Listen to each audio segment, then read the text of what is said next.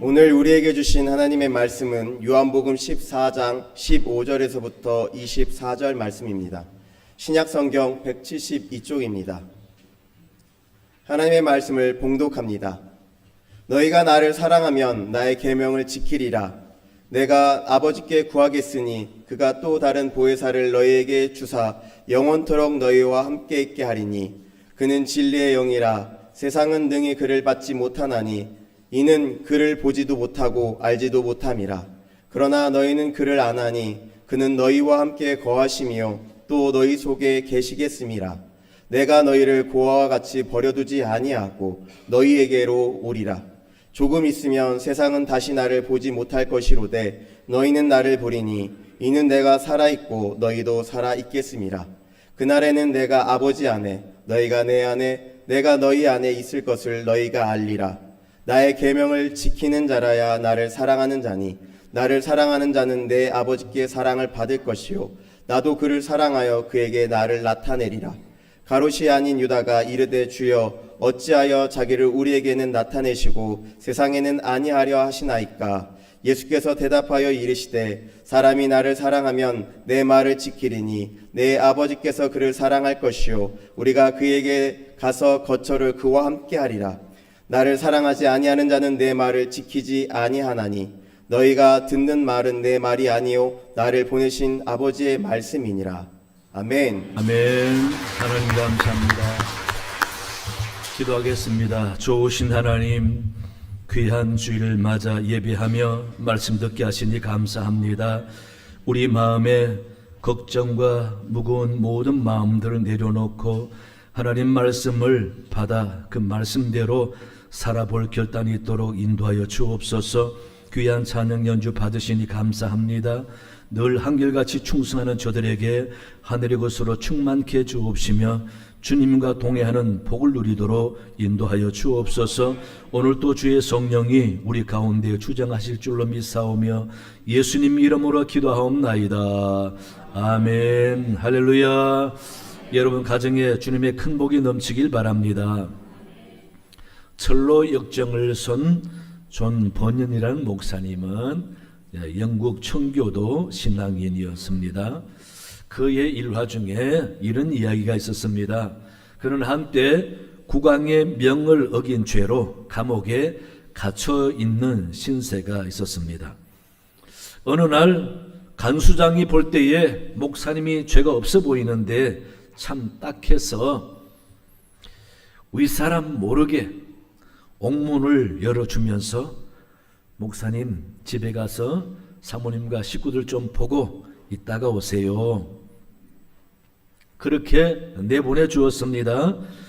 목사님은 특별한 혜택이라 고맙게 여기면서 고맙다고 하면서 옥문을 나갔습니다. 그런데 얼마 안 돼서 이 목사님이 다시 돌아온 겁니다. 간수장은 의아해하면서 왜 돌아오셨냐고 물었습니다. 그랬더니 목사님이 대답하는 말, 당신의 호의는 고마우나 성령이 인도하시는 길이 아니라서 돌아왔습니다. 라고 했답니다.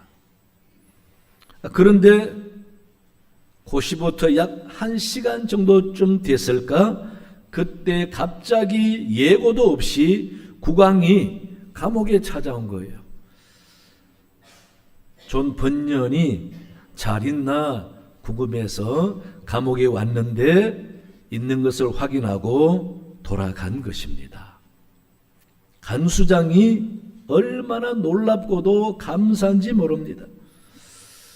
정말 가셨다가 좀 시간 보내다가 없을 때에 국왕이 왔으면은 큰일 날 뻔했잖아요. 그래서 간수장이 목사님에게 목사님 너무도 감사합니다. 목사님께서 성령의 인도하심을 따라 행동하셨기에 목사님도 살고 나도 살았습니다. 이제 제가 목사님께 가시라 오시라 하지 않을 테니까 목사님의 마음에 비춰오는 성령의 인도하심을 따라 가시고 싶을 때 가셨다가 오시고 싶을 때 오시기 바랍니다. 라고 말했다고 합니다. 우리가 인생을 살아가다 보면은 수많은 일들로 희비가 엇갈릴 때가 있지요. 선택하는 문제, 무언가를 시작하는 문제, 동의하거나 결정하거나 동참하거나 하여간 모든 생활 가운데에서 우리는 다양한 일들로 때로는 심각한 대가를 치러야 할 때가 있습니다. 그럴 때일수록 우리는 내 욕심이나 세상 사람들의 방법대로 할 것이 아니라 조용히 성령의 소리에 귀를 기울이는 그런 자세가 중요하다라는 것입니다. 왜냐하면 성령은 늘 우리와 함께 하신다고 주님이 분명히 말씀하시기 때문에 그렇습니다. 본문 16절 보세요. 내가 아버지께 구하겠으니 그가 또 다른 보혜사를 너희에게 주사 영원토록 너희와 함께 있게 하시리니 라고 말씀해 주셨습니다. 예수님께서 분명히 보혜사 성령을 보내주어서 너희와 영원토록 함께 있게 하겠다라고 했습니다. 이게 얼마나 큰 복인지 모릅니다. 그래서 성령은 우리 마음에 따라 언제나 우리와 함께 하신다라는 거예요. 성령이 나를 가장 복음의 길로, 말씀의 길로, 의의 길로 인도하시기 때문에 그분에게 귀를 기울이고 마음을 열고 그분의 뜻에 의존하면은 우리는 하나님이 기뻐하는 신앙생활을 할 수 있다는 것입니다. 그렇다면 성령이 나와 함께 하시면 어떤 일들을 내게 하실까? 첫째는 나를 지켜주신다 그랬습니다. 로마서 8장 26절에 이와 같이 성령도 우리 연약함을 도우시나니 우리가 마땅히 빌 바를 알지 못하나 오직 성령이 말할 수 없는 탄식으로 우리를 위하여 친히 간구하신다라고 했습니다. 연약한 우리를 돕는다 그랬습니다. 예수님이 말씀하시는 이 보혜사 성령은 헬라어로 파라클레토스라고 하는데 그 의미를 풀어보면은 옆에서 도움 주려고 부르심을 입은 자라는 뜻입니다. 위로자, 돕는 자, 그런 의미가 되는 거죠. 그러므로 성령은 나의 영혼을 지켜주시고 나의 부족함과 나약함을 지켜주시고 또 성령이 나를 도우셔서 믿는 자의 능력을 보여주시고 나와 함께 하셔서 하나님께 영광 돌리는 일을 하게 하신다는 겁니다. 내가 경험이 없고 아무런 대응할 준비가 없다 할지라도 성령이 도우시면 지혜를 주시고 잘 감당하도록 담대한 마음도 주신다는 겁니다.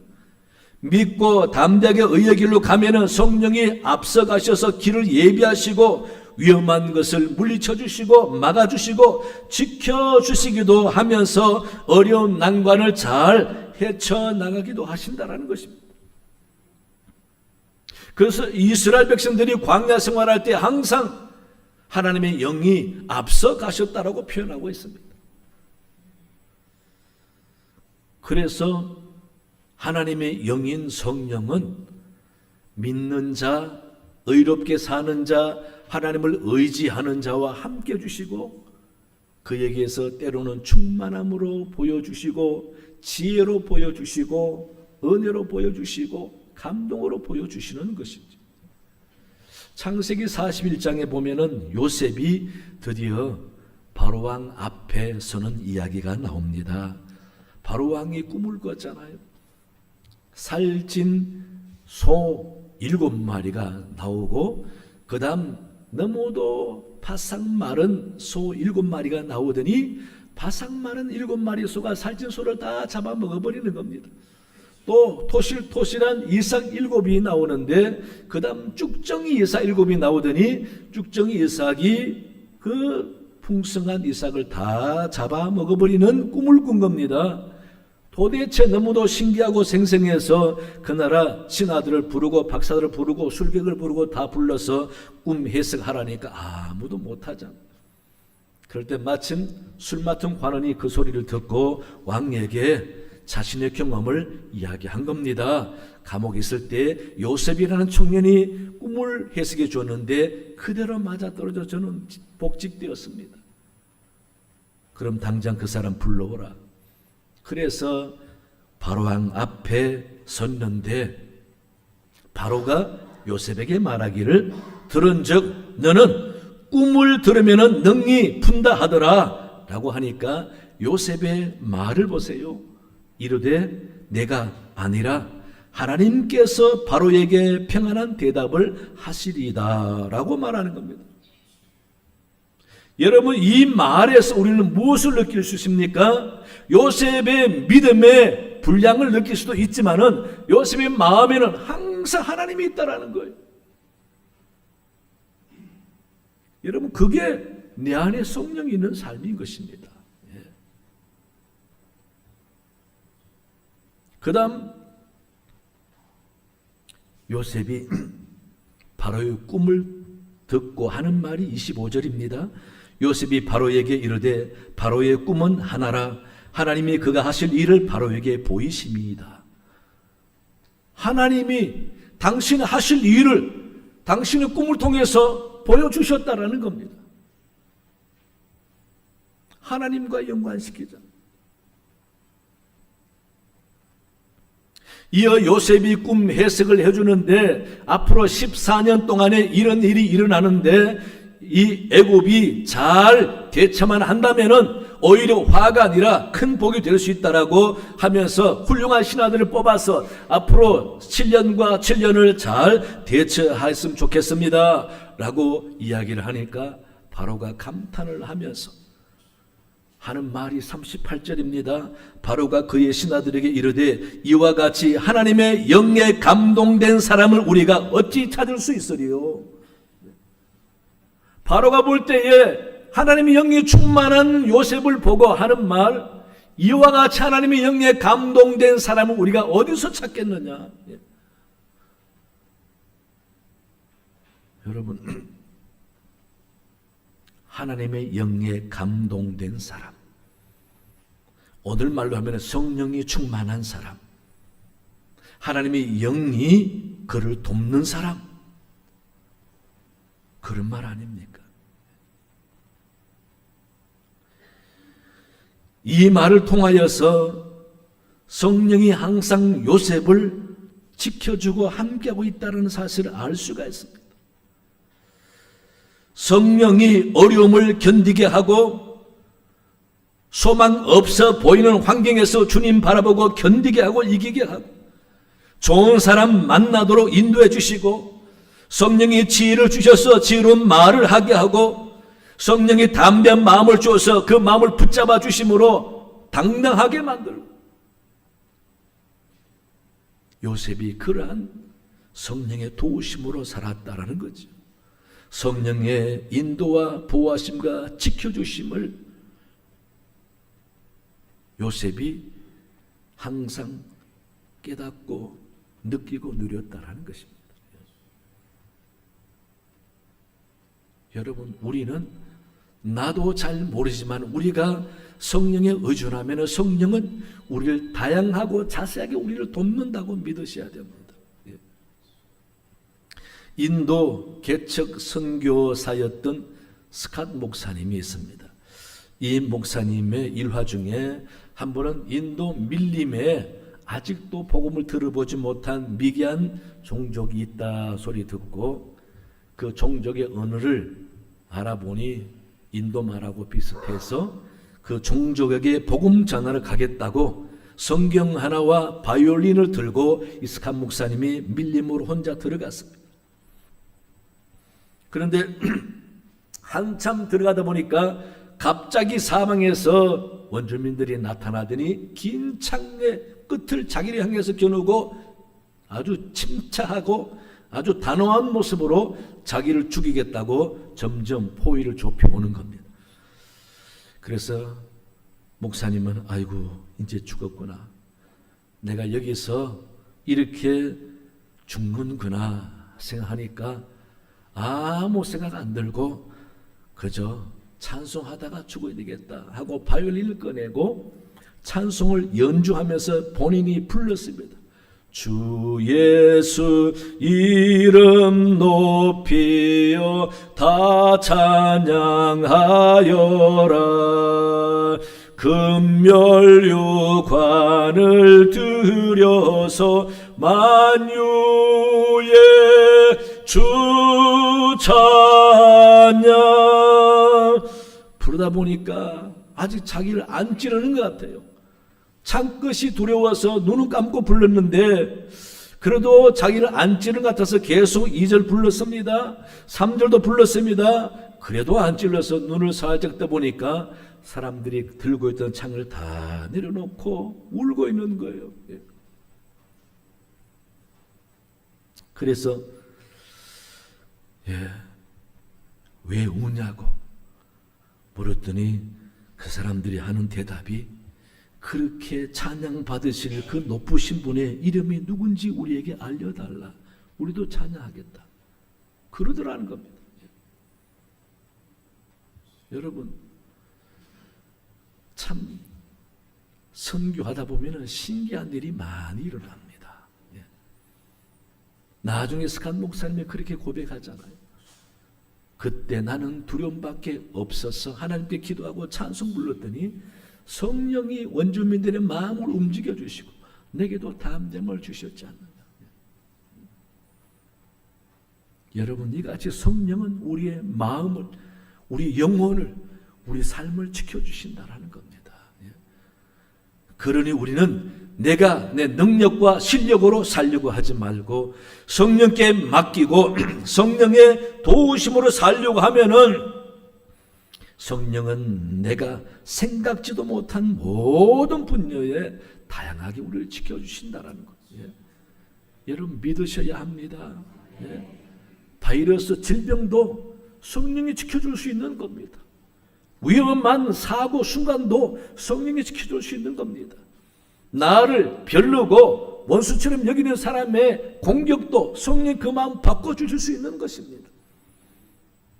그래서 성령은 우리를 지켜주는 분이다.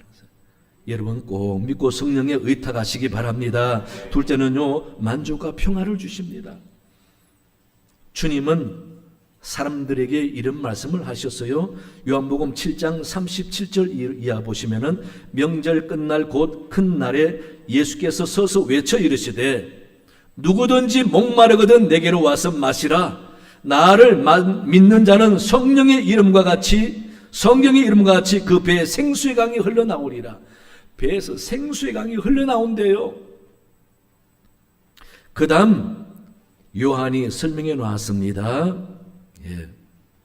이는 그를 믿는 자들이 받을 성령을 가리켜 말씀하신 것이라.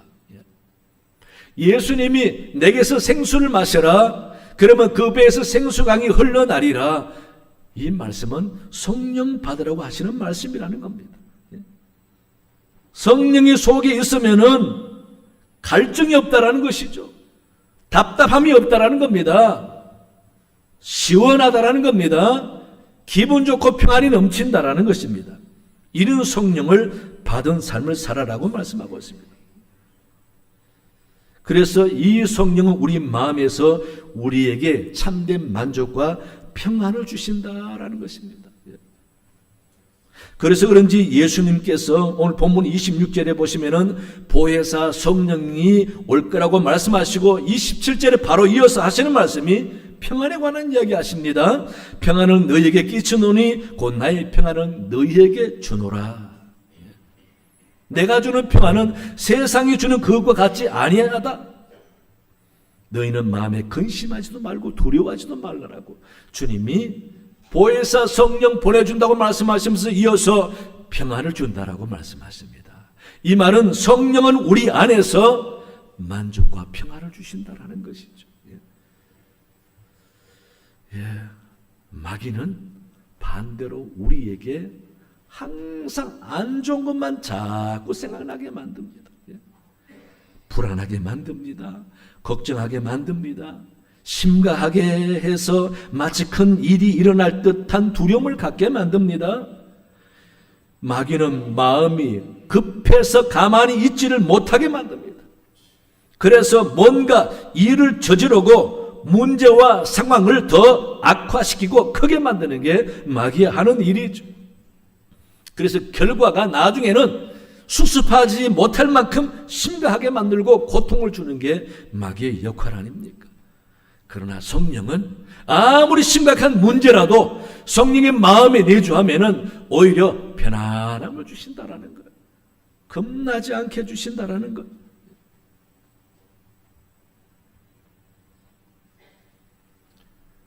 대표적인 사람이 바울과 다윗 아닙니까? 바울은 가는 곳마다 원수들이 얼마나 많았는데 그래도 그는 항상 기도하고 찬송합니다. 겁내지 않습니다. 다윗도 쫓겨가면서 얼마나 하나님 앞에 의지하고 기도합니까? 그의 고백을 보세요. 시편 34편 18절 19절에 여호와는 그를 경외하는 자 곧 그의 인자심을 바라는 자를 살피사 그들의 영혼을 사망에서 건지시며 그들이 굶주릴 때 그를 살리시는도다. 의지한다 그 말이 하나님께 도움을 구한다. 성령은 돕는 영인이 우리 마음에 오셔서 돕는다라는 겁니다. 또 시편 34편 18절 19절에 여호와는 마음이 상한 자를 가까이 하시고 충심으로 통회하는 자를 구원하시는도다. 상처받은 마음 성령에 의존하면 치유하시고 위로하시고 죄 때문에 두려워하는 사람 회개하시면 하나님이 평안을 주시고 자유함을 주신다라는 것입니다. 이같이 성령은 우리 마음에 오셔서 우리를 만족과 평안의 길로 인도하시고 자유함과 기쁨을 주시는 영이다라는 것입니다. 여러분이 생각할 때에 정말 이거는 심각한 문제라고 여긴다 할지라도 다 하나님께 맡겨버리고 성령이 내 안에 오셔서 내게 참된 평안을 주옵소서 기도해 보시기 바랍니다. 그러면 어느샌가 나도 모르게 편안해지고 겁나지 않을 때가 있을 것입니다. 여러분, 진짜 믿음 있는 사람들은 그런 경험을 많이 하게 되죠. 집안일이나 회사 일이나 사람과의 모두 관계 일도 무슨 문제든지 심지어 심각한 질병 앞에서도 성령이 내 마음을 주장해 주시면은 겁나지 않습니다. 두렵지 않습니다. 그게 성령이 있는 자의 삶의 능력 아니겠습니까? 여러분, 주님이 분명히 보혜사 성령 말씀하시고 난 다음에 참된 평안을 너희에게 준다 그랬습니다. 성령 항상 마음에 모심으로 여러분 만족과 평안이 넘치는 삶을 사시기 바랍니다. 셋째는요, 가르치시고 생각나게 한다고 그랬습니다. 26절에 보시면은 보혜사 곧 아버지께서 내 이름으로 보내실 성령 그가 너에게 모든 것을 가르치시고 내가 너에게 말한 모든 것을 생각나게 하시리라 라고 주님이 말씀하셨습니다. 이 말씀은 내 인생이라고 내 마음대로 살지 말고 주님의 가르침대로 살아보라는 의미지요. 세상 유행에 의존하지 말고 주님의 가르침대로 살려고 하라라는 의미가 있고, 또 주님의 가르침대로 살아가려면 성령의 소리에 귀를 기울이고 성령께 나를 내어 드리라는 의미가 있는 것이죠. 여러분, 성령이 내 안에 있다라는 개념을 어떻게 우리가 받아들이고 이해할 수 있을까?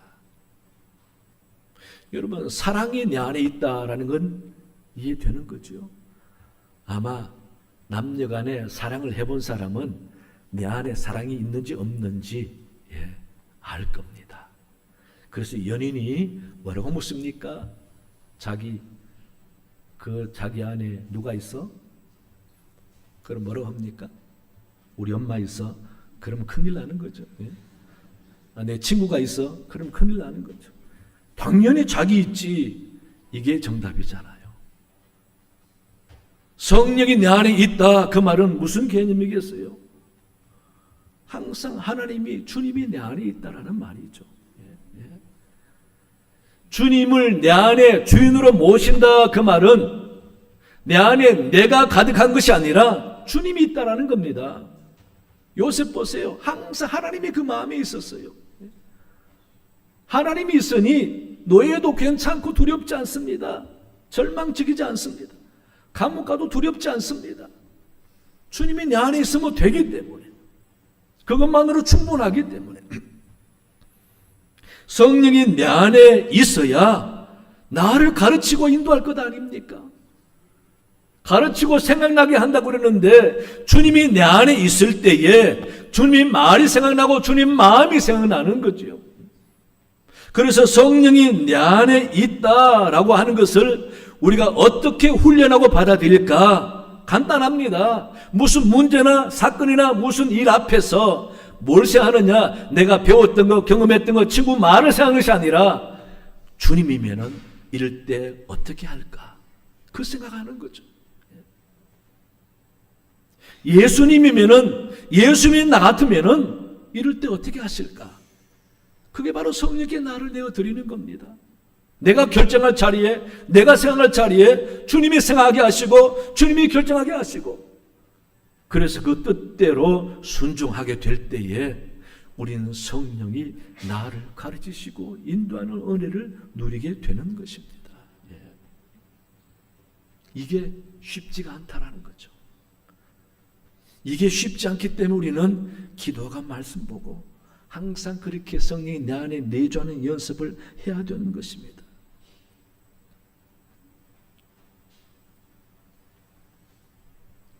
예수님께서 요한복음 16장 13절에서 말씀하셨습니다. 그러나 진리의 성령이 오시면 그가 너희를 모든 진리 가운데로 인도하시리니 그가 스스로 말하지 않고 오직 들은 것을 말하며 장래 일을 너희에게 알리시리라.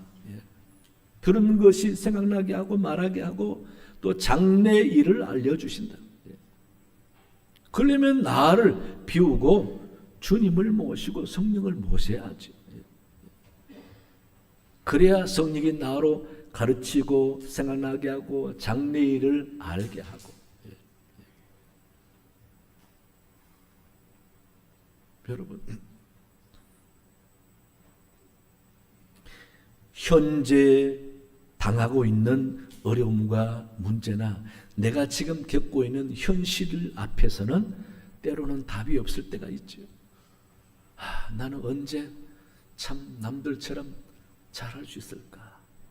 성공할 수 있을까? 복받을 수 있을까? 든든한 사회적인 자리에서 내 역할을 감당하며 살 수 있을까? 그러나 성령께 맡기면은 우리 하나님은 어떤 분이십니까? 우리를 가장 복되고 좋은 길로 인도해 주시는 분이 하나님이시니 성령은 우리 장래일을 알게 한다고 그랬습니다. 몇 년 후의 나를, 10년, 20년 후의 나를, 몇십 년 후의 우리 가정을 알게 하신다는, 그게 영적인 비전 아닙니까? 그래서 믿는 사람들은 현재 보고 판단하는 게 아니죠. 미래를 바라보면서 현재 성령과 함께 힘을 내고 내가 할 수 있는 믿음의 길을 당당히 걸어가는 게 바로 믿음의 사람의 모습 아닙니까? 그게 중요한 것입니다. 그래서 주님은 성령이 임하시면은 너희가 진리 안에서 행하고 성령의 인도하심 따라 살아가는 복된 삶을 살아라고 이렇게 말씀하시는 것입니다. 세상 철학이나 성공 일념으로 세상 사람이 하는 방법대로 살다 보면은 이게 뭔가 잘못됐다 싶으면은 절망적인 상황에 처할 수밖에 없습니다. 그러나 주님께 맡기고 주의 인도하심 따라 살아가다 보면은 막다른 골목에 오고 절망적 상황에 와도 나는 답이 없지만은 하나님은 방법이 있다고 믿기 때문에 절망에 처하지 않는다라는 것입니다. 이런 믿음이 중요한 것이죠. 그럴 때 우리는 마음을 열고 성령께 귀를 기울여 보면은 성령이 우리에게 평안을 주시고 소망을 주시고 또 잠잠히 기다리게 하시고 그러다 보면 또 좋은 길로 인도해 가신다라는 것입니다. 그래서 우리는 세상 소리에 귀를 기울여서 세상 사는 방법을 결정할 것이 아니라 성령에게 귀를 기울여서 성령이 이끌으신 대로 살아갈 방법을 찾으려고 힘써야 되는 것입니다. 그게 얼마나 중요한지 모릅니다. 예수님께서 이 상황이면 어떻게 할까? 주님이면 이럴 때 어떤 말을 하기를 원하실까? 생각을 하는 사람의 말과 태도가 다릅니다. 세상적인 방법을 하는 사람은 들으면은 세상적인 방법으로 대응을 하고 공격을 해야 돼요. 자기 감정이 독초하는 대로 화풀이 해야 돼요. 손해 안 보려고 이기려고 힘써서 거짓말 붙여서까지 공격을 하고 이겨야 돼요. 하지만 성령의 귀를 기울이는 사람은 주님은 그렇게 하시기를 원하지 않습니다. 주님께서는 그렇게 해서 세상적으로 이기는 사람을 이겼다고 하지 않습니다. 세상 사람과 똑같이 대응하고 싸우고 공격하고 그래서 이기면은 세상 사람 볼 때 야 대단하다 너 이겼어 라고 하지만 주님 보실 때는 아니야 졌어. 네가 진 거야. 그 말은 뭡니까? 하나님이 우리에게 줄 것이 없다라는 거죠. 하나님이 도와줄 일이 없다라는 겁니다. 하나님이 주실 기적과 은혜가 없다라는 것입니다. 세상 사람 볼 때 너는 졌어. 완전 너는 힘도 없이 그저 졌어 라고 하지만은 그러나 주님은 아니야 네가 이겼어. 그럴 때 하나님 우리에게 주시는 복이 있잖아요. 은혜가 있잖아요. 내가 세상 사람 방법 볼 때 져야 주님이 나를 칭찬하시고 주실 은혜가 있는데 내가 마귀가 좋아하는 방법으로 세상적으로 이기고 나면은 주님은 실망하시잖아요. 그건 성령의 인도하심이 아니라고. 우리 사랑교회 여러분, 우리가 어떤 사람입니까? 예수님의 십자가 피로 거듭나서 의인이라고 하나님이 인쳐준 사람들입니다. 우리는 다 하나님의 거룩한 자녀가 됐어요.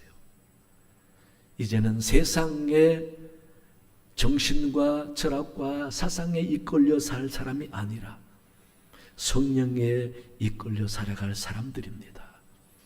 그렇다면 우리는 성령의 인도하심을 나를 내어 맡기고 내 안에 내가 주인이 아니라 주님이 주인 되어서 성령이 나를 인도하는 사람 되어야 되지 않겠습니까?